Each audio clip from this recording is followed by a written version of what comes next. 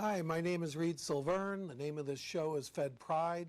Reason it's called Fed Pride is because I'm a federal worker and proud of it. Before I go on, I'm going to talk about the web page that I have behind me. This is live off of the internet. We had an improvement in our technology over here, and I prided myself on having a show that was purposefully and intentionally low-tech.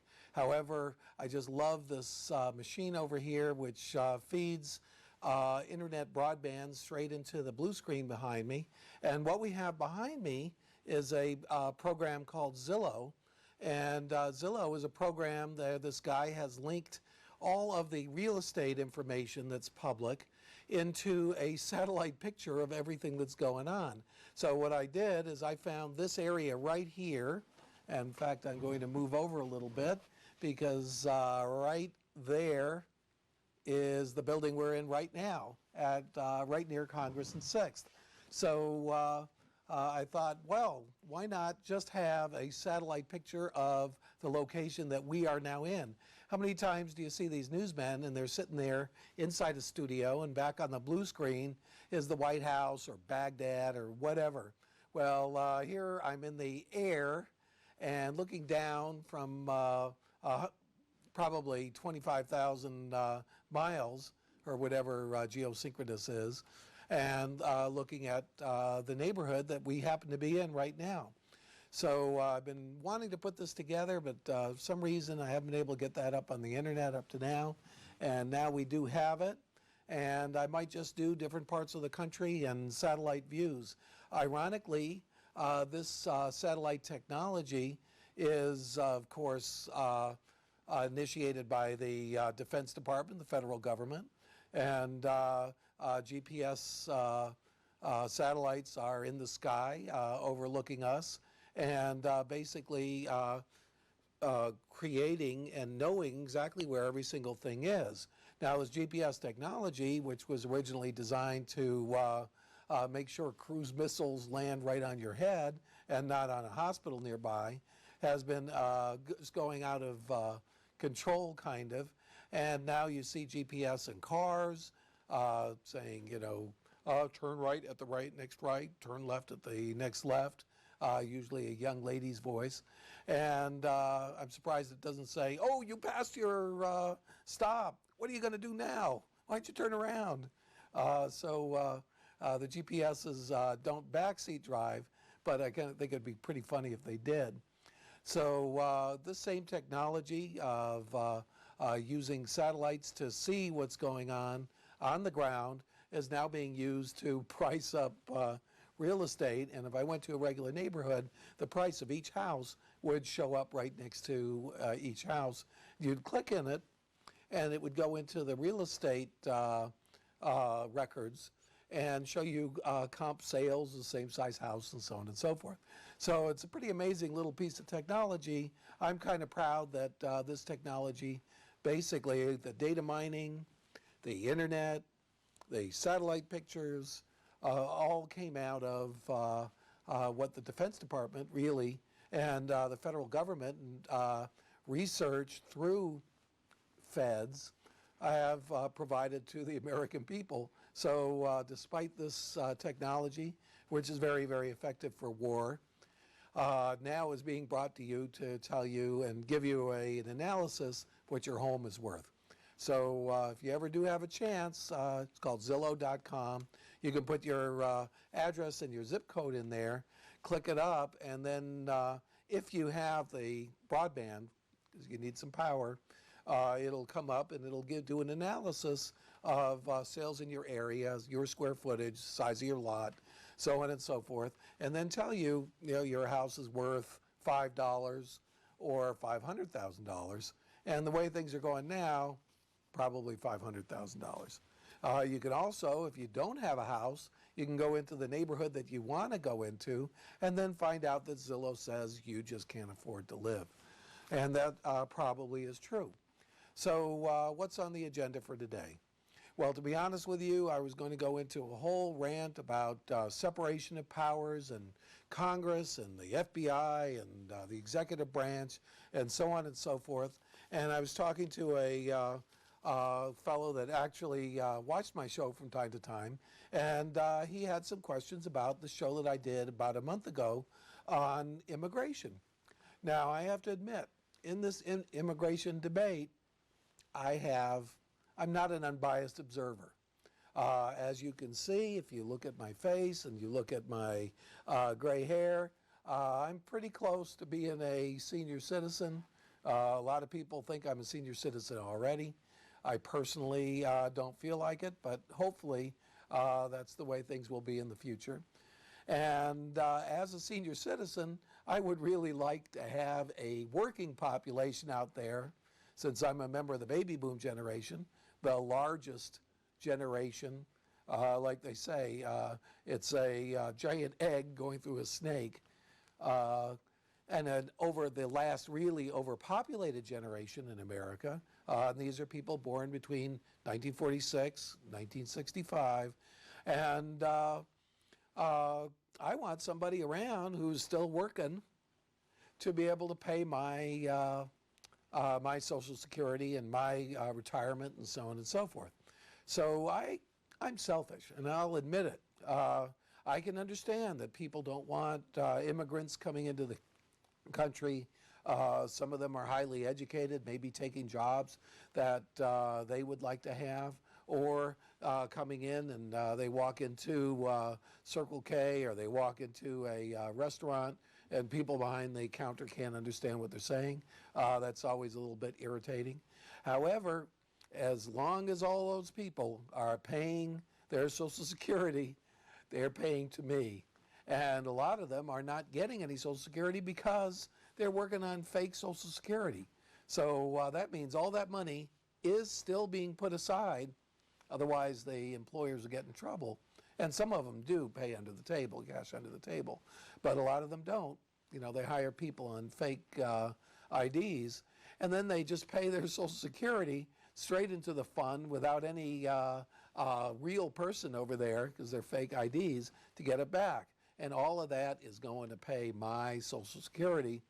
And there's no doubt about it. They've done some calculations, brought that all into account, and into account the fact that actually the working population and the average age of an American worker, American being everybody here in this half a continent, is actually a lot younger than they thought it was. And there's a lot bigger working population that can support folks like me.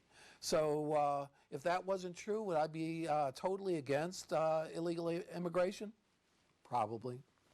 And so he said, look, you know, you're going on and on. All these people are coming in. The largest station, in fact, the station that has the highest viewership in Tucson, Spanish station for television. The station that has the highest viewership or listenership for the radio is not your conservative talk station that everybody listens to. It's the Spanish station. What are you going to do? Why don't you just do your show in Spanish? Well, I'm not going to do my show in Spanish, but it just happens that I can't really speak Spanish, just not fast enough, but I can read Spanish. And also I speak French and German too. I did spend 4.5 years in Europe, but not in Spain. I was in Germany. And in Europe, there's a terrible problem in that the birth rate is dropping like a rock. Some people, nobody really knows what to blame. Some people blame abortion. Some people blame the fact that women are in the workforce, although the women are not nearly in the workforce in the numbers that they are here in America, in Europe. And yet, the birth rate is so far below the replacement rate that there are not going to be hardly anybody working in 20 years. And of course, there's illegal immigrants going in there, except their illegal immigrants are hostile Muslim population that, for instance, in France, have been rioting and in Denmark rioted, or at least protested over pictures of the prophet, and so on and so forth.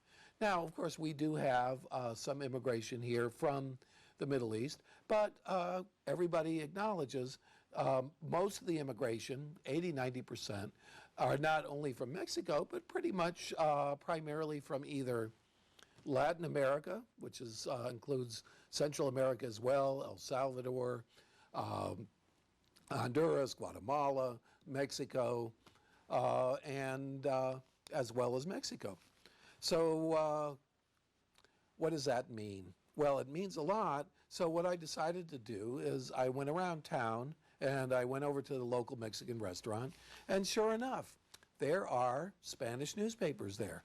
So I picked up a couple Spanish newspapers, La Estrella de Tucson, which means the Tucson Star.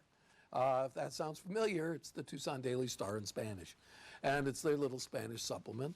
And then I picked up another newspaper over here, if I can find it, and doesn't look like I'm able to. There it is. La Prensa Hispana, which is the Hispanic press.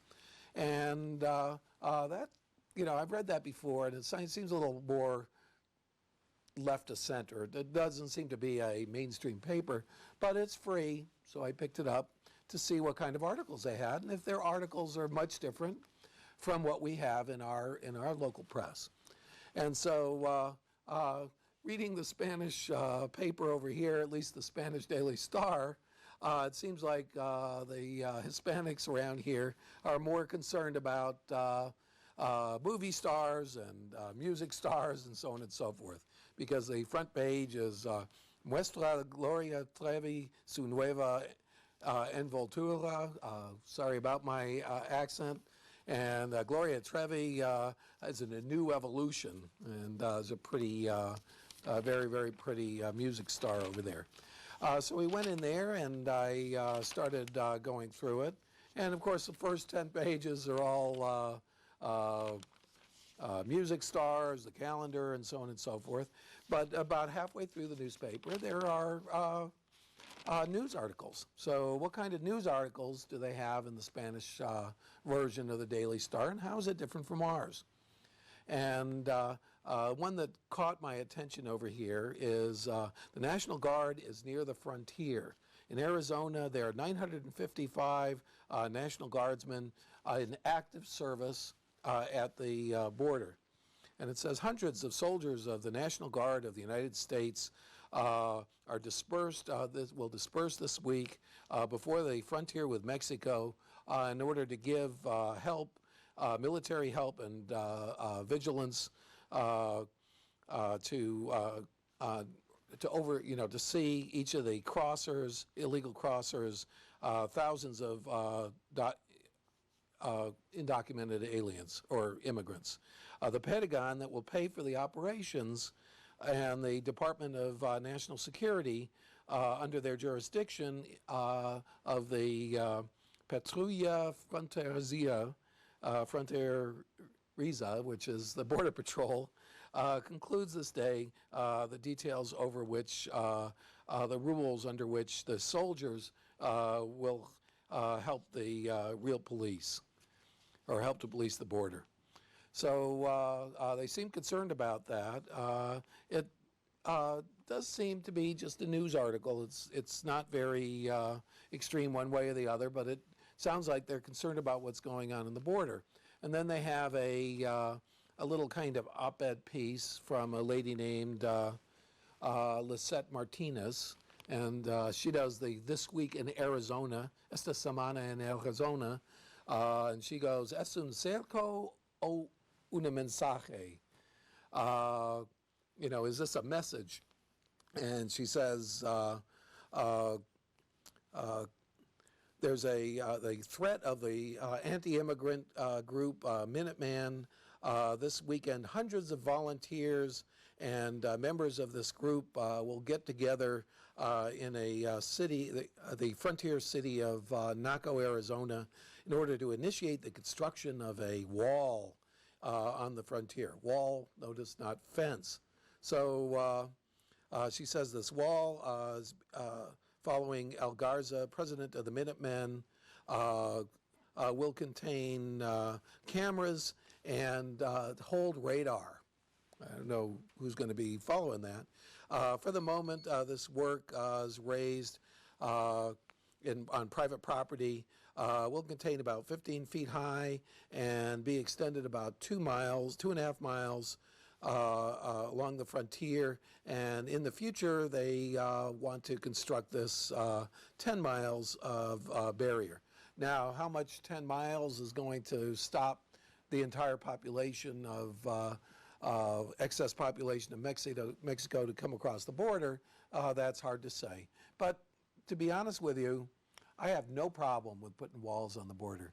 And that is one part of both bills, 700 miles on the House of Representatives bill and the 350 miles in the Senate bill that I personally don't have a problem with. As far as I'm concerned, we should have walls on the border and everything else we need to secure it.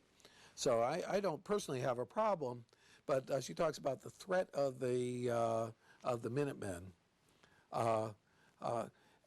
As it goes all day, this wall is already it's a high price. Following members of the group, it's $60 for each foot of construction. Without doubt, that preoccupies for the cost there. They must receive more than $1 million in private donations in order to finish what they are saying. And apparently, they also got Congressman from Iowa, Steve King, to help them out along the border. And she concludes, there are those giving notice that the federal government is not doing their work, that they are not imposing the laws that are put in place with us for Americans, and they were not there, and they're not doing what they need now. So they're warning the rest of the government that the government's not doing the job. Now, the federal government, there's no doubt about it, is in charge of border security, and also is in charge of making sure that who is in America legally. So how does that affect our local governments, and how are our local governments handling this crisis? And I would say that the fact that there's 11 million undocumented workers here in the United States, or illegal aliens, or horrible invaders, however way, on which side of the fence you're going to describe it. So what does the Spanish paper have to say about that, and what are they concerned about? So the front page of Prensa Hispana, and I have to admit, I've read this a couple times, and it just seems to me to be a little more left-wing than the absolutely center of center Estrella de Tucson. And what I ought to do is, if I ever do this again, and I doubt it, but I might, you never know. It's a different thing that I'm trying today. And check out some other Spanish papers, maybe some of the Spanish papers over the border that are in Mexico. I can get them on the web.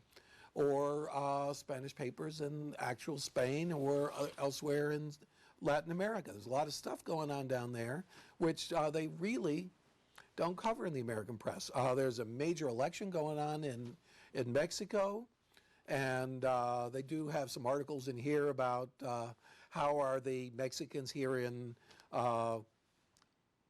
Arizona going to vote in this election. And apparently they've already gotten 14,000 absentee ballots from Mexicans, and these are Mexican citizens voting in their own elections, but who are here in the United States. Are they legal or illegal?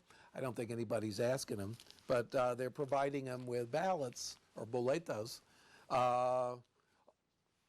right here in the United States. And of course, when Iraq had their elections, we went out of our way to set up polling booths and so on and so forth, so that we can say that those Iraqis who are here in America, and of course we supported elections there because that's bringing freedom is what we're there for, and so we didn't seem to have a problem with that. But I think some people might have a problem with the fact that there's a lot of people, Mexican citizens, voting for their own elections here in the United States. And I personally don't have that big a problem. But there was an issue over here where I believe it's the county of Maricopa passed a law, and it might be the state of Arizona, passed a law against coyotes. Coyotes are people that illegally bring people over the border. And of course, the border is terrible for having lots and lots of crime. Everybody who brings illegal aliens over the border, of course, are criminals, and they're crossing our border. And a lot of those folks are drug dealers because they bring drugs over the border too. So apparently Sheriff Arpaio, and everybody knows him, he's the guy who put pink underwear on the people in jail and put them in tents and then turned off the air conditioning.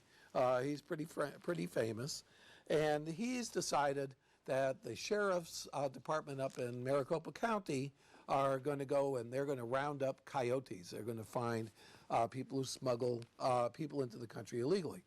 And says the sheriff calls for calm and recognize that the operators have caused uncertainty. He insists that all that they're going to do is pick up Los Coyotes, the smugglers. And he says there's a lot of uncertainty, and I guess they mean fear that has been generated by their operatives against illegal immigration. Sheriff Joe Arpaio declared that the actions of his agents will not be focused against any type of businesses. Oh, so that's what they're worried about. Our actions are against the coyotes. Coyotes, of course, are illegal alien smugglers that follow the people that contraband people over the border into the state. The operatives are not welcome in the city, and the leaders are alrededores, for which are known to pass. And then he goes on to say, he insists that the agents are in no way ordered to have their operatives in businesses, negocios, restaurants, teleres, or comercios, or commercial enterprises. We are going for to have a coyote to enter to this country, but not realize our operatives in this city without means of access. I guess that means the roads, and on which we have suspects that are treating, in other words, trying to find we're trying to find those that transport undocumented aliens. So much for my Spanish. So I think that was very interesting that was the big article, was that apparently everybody up in Maricopa County, or at least all the Spanish-speaking people who read this paper, are worried that the sheriffs are not going to go round up illegal aliens and start deporting them out of businesses. So apparently, I guess they must have gotten complaints from the businesses, because there are a lot of businesses that employ illegal aliens, to the sheriff, that all that grandstanding was causing stress and strain on their businesses. So that, to me, was very interesting. And the other big story in here is that they're initiating a campaign to register Latin Hispanic citizens to vote. Call for the Hispanic community to inscribe for the vote. And apparently there's dozens of organizations that are doing that. I don't know if this was one of my better shows or my worst show. I don't know if I'm just trying to show people that I read Spanish. I will say that I sure don't speak it, or at least I don't speak it fluently. But I think it's interesting what the Spanish press is saying and what they're covering doesn't seem to be the same thing that we are.